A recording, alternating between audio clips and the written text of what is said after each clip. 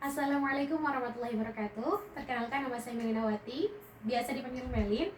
NIM 232040111027 dari Magister Pendidikan Agama Islam UIN Sunan Kalijaga, Yogyakarta. Baik, di sini saya akan menjelaskan terkait materi hadis, yakni sighah tahmulul ada dalam periatan hadis dan 8 metode transmisi hadis. Ya, jadi hadis itu salah satu sumber hukum Islam yang dalam pengamalannya itu perlu kita cross check lagi dari segi sanadnya, matannya, perawinya, yang itu menunjukkan keotentisitasan hadis. Nah, kemudian kenapa kita perlu untuk memperhatikan hal-hal tersebut? Karena untuk pengamalan dalam kehidupan sehari-hari. Baik, dari kata sigot itu artinya serah terima.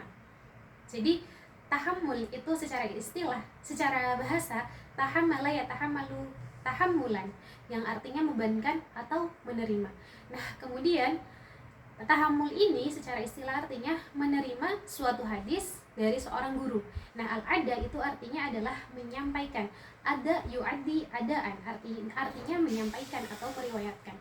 Jadi meriwayatkan hadis kepada seorang murid. Jadi proses tahammulul ada hadis ini adalah suatu cara dalam menerima dan menyampaikan suatu hadis. Baik, ada beberapa persyaratan yang harus dipenuhi dalam tahammulul ada sebagai seorang periwayat hadis. Bertahammul itu yang pertama syaratnya adalah harus tamjiz. Tamjiz di sini Al-Wadiyah menyatakan bahwa ukuran tamjiz dikatakan usia 5 tahun, karena di situ ia beranggapan bahwa anak yang usia 5 tahun itu bisa menghafal apa yang diingat, menghafal apa yang didengar, dan mengingat apa yang dihafal. Kemudian ada juga yang mengatakan bahwa usia tamyiz itu yang bisa membedakan antara sapi dan keledai. Ada juga yang mengatakan usia tamyiz itu yang ketika bisa diajarkan untuk berdialog, berkomunikasi. Nah, kemudian yang kedua itu harus berakal, baligh. Jadi ketika orang gila meniru hadis itu tidak sah hadisnya. Berakal, baligh juga. Kemudian di situ ada dobit. Jadi dobit di sini itu kuat hafalannya dan juga teliti orangnya. Kemudian seorang periwayat hadis, beberapa persyaratan yang pertama harus Islam, dimana ketika seorang non muslim meriwayatkan hadis itu tidak bisa diterima hadisnya, tidak sah. Saat seorang sahabat Jubair bin Mut'im ketika mendengar Nabi sholat membacakan surat At-Tur, nah itu periwayatannya tidak bisa diterima kecuali ketika beliau sudah masuk Islam. Nah, begitupun ketika orang fasik ketika meriwayatkan hadis itu harus bertobat dulu, harus bisa betul-betul memahami dan juga bisa menjadi. Kemudian al-adalah, jadi orang yang meriwayatkan hadis itu harus bisa menghindarkan diri dari dosa kecil dan dosa besar.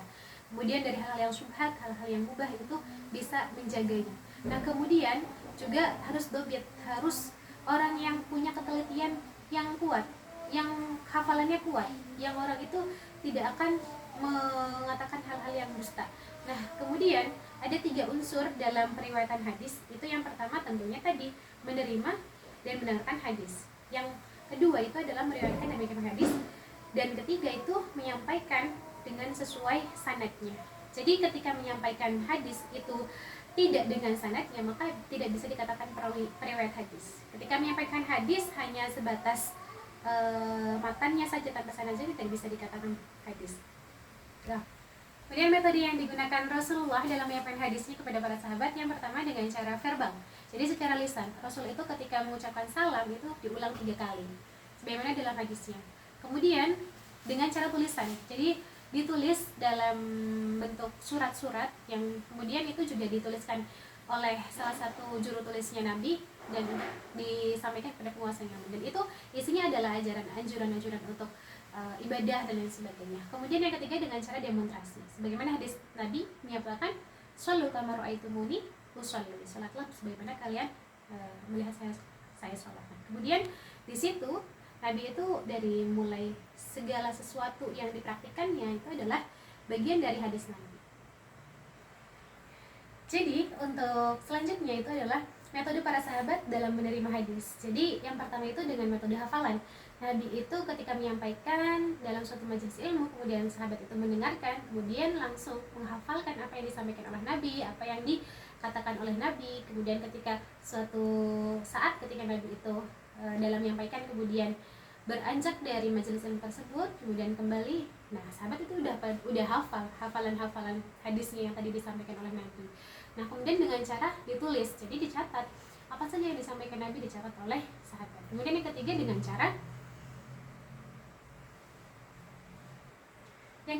yaitu dengan cara praktik. Jadi apa yang sudah disampaikan Nabi itu langsung sahabat-sahabat itu praktikkan dalam kehidupan sehari-hari.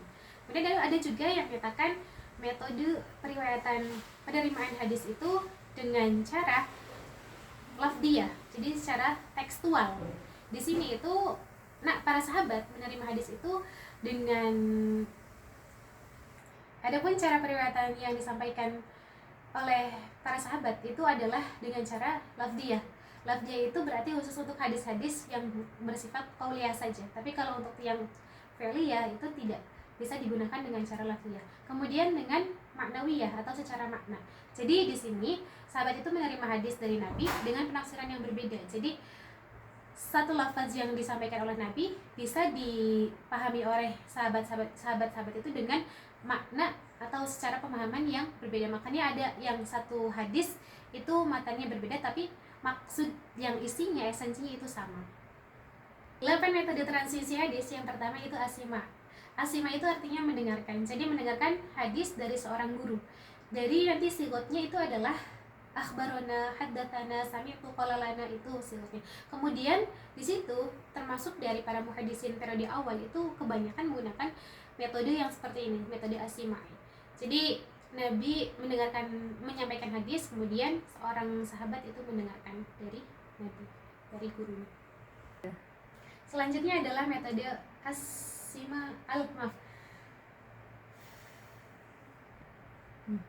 Selanjutnya adalah al-qiraah.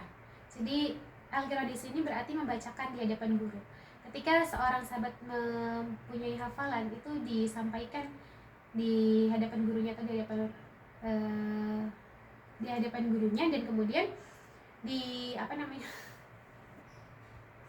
jadi yang kedua itu metode al-qiraah, al-qiraah di mana di situ sahabat itu membacakan hafalannya kepada gurunya. Jadi gurunya itu punya hak untuk mengoreksi hadis-hadis yang dibacakan oleh sahabatnya. Nah ini tuh tingkatannya dianggap lebih rendah dibandingkan asima'ni. Nah kemudian yang ketiga ada al-ijazah. Yang selanjutnya adalah al-ijazah. Jadi memberikan izin dari seorang guru kepada murid untuk meriwayatkan sebuah hadis. Nah di sini periwayatan dengan ijazah ini harus dengan orang yang betul-betul bisa dipercaya, artinya tahu seluk-beluk hadis, kemudian orang-orang yang pilihan gitu, orang-orang khusus. Jadi kemudian zigotnya adalah hadatsana fulan ijazah. Yang selanjutnya adalah al-munawwalah, artinya di mana seorang guru itu memberikan catatan dari hadisnya kepada seorang murid untuk diberikan kesempatan untuk meriwayatkannya beserta dengan sanad darinya. Jadi ada dibagi menjadi dua, al-munawwalah dengan ijazah dan al-munawwalah dengan tanpa ijazah. Al-munawwalah dengan ijazah ini dianggap setara dengan metode al-ijazah karena memang sudah diberikan izin kepada muridnya untuk meriwayatkan hadis. Tapi kalau ketika al-munawwalah tanpa ijazah itu adalah tidak dibenarkan untuk diriwayatkan. Artinya masih hanya dengan perkataan ini adalah riwayatku, tapi belum punya izin untuk meriwayatkan kepada yang lain. Oke.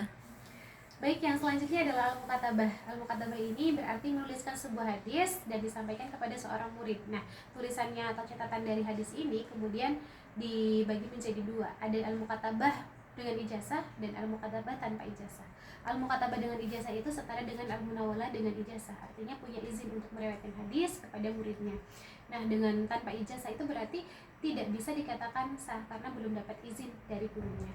Nah, kemudian selanjutnya adalah al-i'lam. Al-i'lam ini bersifatnya pemberitahuan saja, tidak untuk diriwayatkan. Jika ada seorang pencari hadis datang kepada seorang hadis, kemudian sebuah hadis ini menyampaikan kepada pencari hadis itu, dia dapat dari gurunya. Nah, dari gurunya ini belum mendapatkan izin untuk meriwayatkan hadis. Jadi sebatas memberitahu bahwa hadis itu isinya seperti ini, tapi tidak punya hak wewenang sebetulnya untuk meriwayatkan hadis tersebut. Jadi cukup dari segi pemberitahuan saja. Selanjutnya adalah al-wasiyah. Al-wasiyah di sini artinya adalah seseorang itu meriwayatkan punya hadis, orang muhadis itu ketika misal dia akan meninggal dunia itu sebelumnya itu berpesan kepada seseorang bahwa kitab ini atau hadis ini itu saya riwayatkan kepada seseorang itu. Kemudian metode yang seperti ini itu dipandang lemah karena dianggap bahwa akan terjadinya kekeliruan karena tidak secara langsung ijazahnya disampaikan oleh periwayat hadis kepada orang yang dimaksud, yang dipercayanya, begitu. Ya. Selanjutnya ada al-wijadah. Secara bahasa itu artinya keluar dari yang dijernihkan. Maka secara istilah itu seorang itu menemukan hadis lengkap dengan sanadnya. Nah, kemudian dia mengabarkan kepada yang lain. Misalnya, saya menerima hadis dari tulisannya si fulan gitu.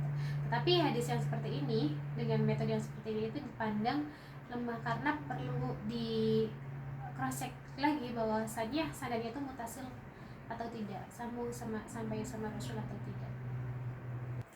Ya, jadi kesimpulannya adalah kita sebagai umat muslim harus tetap berhati-hati. Artinya harus tetap bisa memahami apakah hadis itu betul-betul bisa dijadikan hujah dalam kehidupan sehari-hari sebagai umat Islam ataukah tidak. Apakah hadis itu kaitannya dengan fadhilul amal atau bukan gitu.